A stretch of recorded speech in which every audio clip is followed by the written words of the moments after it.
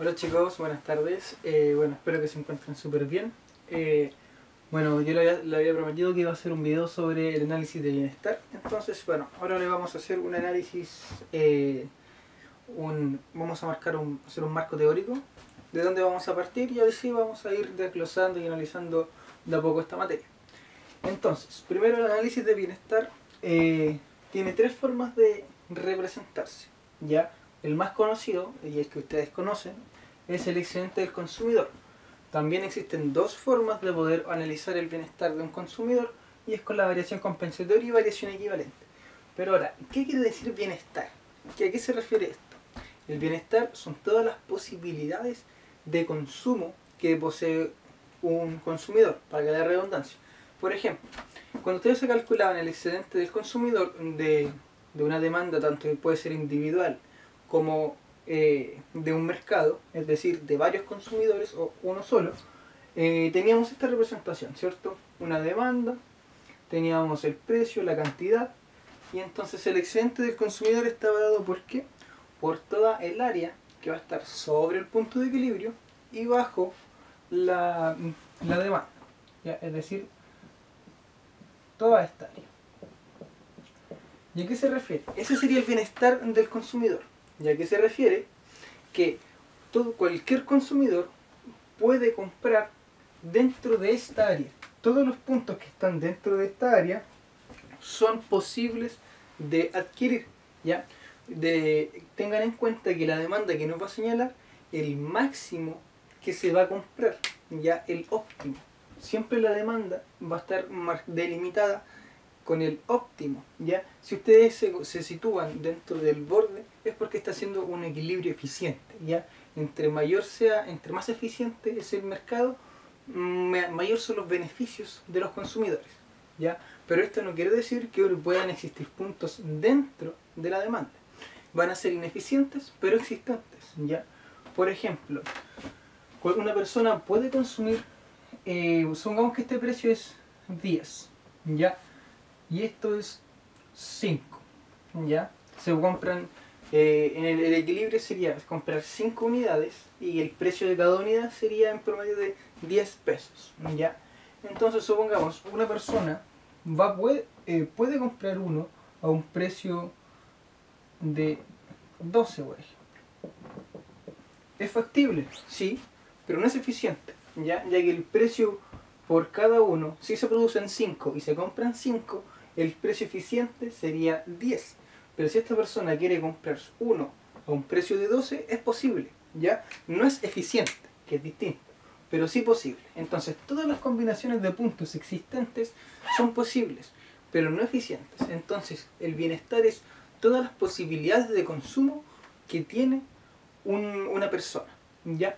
Entonces, por eso la mayoría y el más común es siempre trabajar con el excedente del consumidor, porque nos da el área, ¿ya? Es solo calcular el triangulito, el área de ese triangulito que se forma, ¿ya? Pero hay aquí un pequeño error y una pequeña delimitación de esta metodología. Es que si nosotros nos vemos, siempre trabajamos con una demanda lineal, ¿ya? Pero no siempre es lineal, ¿ya? Por ejemplo, con las demandas que estuvimos trabajando, con las funciones de utilidad, muy pocas nos daban demandas lineales, ¿ya? Cabe destacar que eh, las demandas individuales provienen de las demandas marshallianas, ¿ya? O de las demandas hicksianas, dependiendo del problema que hayamos planteado. Si es maximización, a partir de las marshallianas, y si es minimización, a partir de las hicksianas, ¿ya? Pero ustedes dirían, pero ¿cómo si las hicksianas o las marshallianas tienen distintas variables, ¿cierto? Pero aquí nace lo interesante. Es que teníamos que X era la cantidad demandada, ¿cierto? Por ejemplo, va a estar la X marshalliana, voy a colocarla aquí, va a estar en función de el precio de X, el precio de Y y el ingreso, ¿cierto? Y eso va a ser igual a una función X, ¿ya? A una función X. Entonces, nosotros tenemos estas tres variables que, bueno, esta función va a estar, perdón, no es función de x, pues función de p de x, p de y el ingreso. Pero entonces, si nosotros lo queremos graficar acá, lo único que nos sirve es el precio del bien con la cantidad del bien. Solo tenemos dos variables. Mientras que acá tenemos la cantidad del bien, el precio del mismo bien y dos variables extra, que sería el precio del bien relacionado y el ingreso del individuo. Entonces, aquí lo que hay que hacer es eliminar esas variables, dejarlas como constantes. ¿Y cómo se hace eso? Planteando el ejercicio. Cierto que en el enunciado del ejercicio casi siempre nos dan la información del precio de X, precio de Y el ingreso. Entonces, cuando queramos pasar de una marchariana a la demanda propiamente tal, que está solo en función del precio, tenemos que eliminar el resto de variables. Estas dos tenemos que eliminarlas y dejarlas constantes. Es decir, vamos a tomar los valores que nos da el ejercicio, es decir, vamos a reemplazar el ingreso y vamos a reemplazar el precio de Y y vamos a dejar esta expresión así. X marshaliana va a estar solo en función de p de x, ¿ya? Y esto va a ser una función que va a estar solo en función de p de x, ¿ya? Y esto sería la demanda individual, ¿ya? Que sería lo mismo que estaríamos representando acá, ¿ya? Ese es un paso que no lo habíamos hablado, pero aquí se lo estoy explicando de forma teórica. Después lo vamos a ver de forma un poco más práctica, ¿ya? Pero esa sería la metodología. Entonces, nosotros cuando trabajamos con las marshalianas, la mayoría nos daban funciones raras, ¿ya? Es decir, ninguna lineal, todas exponencial, algunas con función raíz, con distintas pendientes, distintas curvaturas. Muy pocas nos dieron 100% lineales. Entonces, considerando el excedente del consumidor como método de cálculo, si nosotros cambiamos la curva en vez de una línea recta, por una línea con una demanda convexa o cualquier otra, ya el cálculo que sería inicial de solo calcular el área sería un poco más complejo. Deberíamos usar integrales definidas para poder determinar cuál sería el área del bienestar, ¿cierto? Cosa que igual es un poco más engorroso y de forma de cálculo un poco más compleja. Pero para eso existen dos alternativas adicionales, ¿ya? La variación equivalente y la variación compensatoria.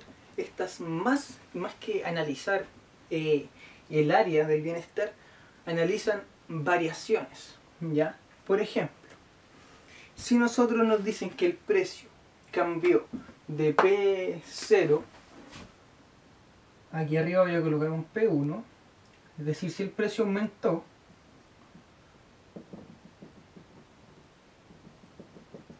¿qué va a pasar con el bienestar? Q2. Entonces, ¿qué va a pasar con este bienestar? Vamos a ver que ahora el equilibrio va a estar acá, entonces el nuevo bienestar va a estar dado por la línea azul, ¿ya? Podemos observar que se perdió bienestar, ¿cierto? Entonces, ese cálculo, todo esto, lo tendríamos que calcular si utilizamos el excedente del consumidor, restando dos derivadas, ¿ya? La derivada definida con el respecto al equilibrio cero y después la integral definida con respecto al precio 1, ¿ya? Esto, chicos, no es que vayan a tener que hacer integrales y todo, sino es para aclarar más o menos de qué trata y para dónde vamos, ¿ya? Entonces, es un poco más complejo. Entonces, para poder solucionar y calcular esta misma pérdida de bienestar, existen dos métodos, que son la variación compensatoria y variación equivalente. Ambas son perspectivas opuestas, ¿ya? ¿Qué quiere decir la variación compensatoria? La variación compensatoria es querer, por ejemplo, ante este cambio del precio, la pregunta es, ¿cuánto dinero necesito para volver a mi situación inicial? ¿Ya? Por eso es compensatoria. ¿Con cuánto dinero me tienen que compensar para que yo vuelva a mi situación inicial, pero con los precios finales? ¿Ya? Es decir, ¿cuánto dinero me tienen que subvencionar para que yo vuelva a ser igual de feliz, o sea, tenga el mismo bienestar inicial. Ya sería, ¿cuánto sería esta área? ¿Ya? Porque esta es mi situación final y esta es mi situación inicial.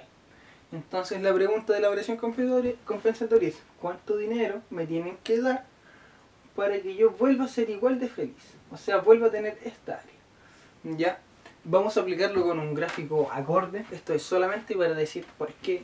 Este gráfico lo utilicé principalmente para decir por qué el excedente del consumidor tiene unos errores, o sea, que dificultan su cálculo en algunas situaciones. Ya, de hecho, en la mayoría de las situaciones es más complejo determinar el área en función del excedente del consumidor que utilizando estos dos métodos de acá. ¿Ya? Entonces, ya tendríamos entonces un inicio. Entonces la variación compensatoria sería principalmente, esa es la lógica, ya de cuánto dinero me tienen que compensar para que yo vuelva a ser igual de feliz que en el inicio, considerando los precios finales. ¿Ya? O sea, cuánto dinero me tienes que dar para que yo pagando PD1 vuelva a ser igual de feliz que con PD0. Acá no podemos observar bien lo que es felicidad porque no estamos viendo lo que es utilidad, ¿ya? Sino que estamos viendo solo cambios en un equilibrio de mercado, ¿ya? Ahora cuando pasemos a explicar variación compensatoria y variación equivalente, vamos a hacer un gráfico mucho más específico y en cada tema, ¿ya? Pero de momento me interesa que tengan en cuenta esto, chicos, cómo se pasa, por ejemplo, de una marshaliana a una demanda individual, que sería solo reemplazando PDI y el ingreso en la marshaliana, y así queda solamente con una variable, que sería PDX, ¿ya? El excedente del consumidor es el método más clásico, el cual es solamente el área, pero este tiene ese problema que les comentaba, que cuando la función no es lineal, su cálculo es mucho más complejo, ¿ya? Entonces, por eso existen las dos variaciones compensatorias equivalentes que sustituyen este análisis de bienestar, ¿ya? Ambos con perspectivas distintas, ya que como les contaba, la variación equivalente compensatoria es ir a nuestra situación inicial con los precios finales, a diferencia de la variación equivalente, que la variación equivalente es yo quiero ir a mi situación final con los precios iniciales. Casi siempre se analiza cuando por ejemplo les van a hacer un cambio, por ejemplo, en un precio de un producto, pero no se hace. Entonces, si ustedes quieren ver qué tanto se iban a ver beneficiados o qué menos beneficio iban a tener si es que el precio hubiese cambiado o no. Ya, supongamos, si hay una carretera que va directo desde su casa a la universidad, a ustedes el nivel de utilidad que van a percibir con esa carretera va a ser mucho mayor. ¿Por qué? Porque no se van a tener que levantarse temprano, va a ser todo mucho más rápido, cosa de minutos que lleguen directo a la universidad.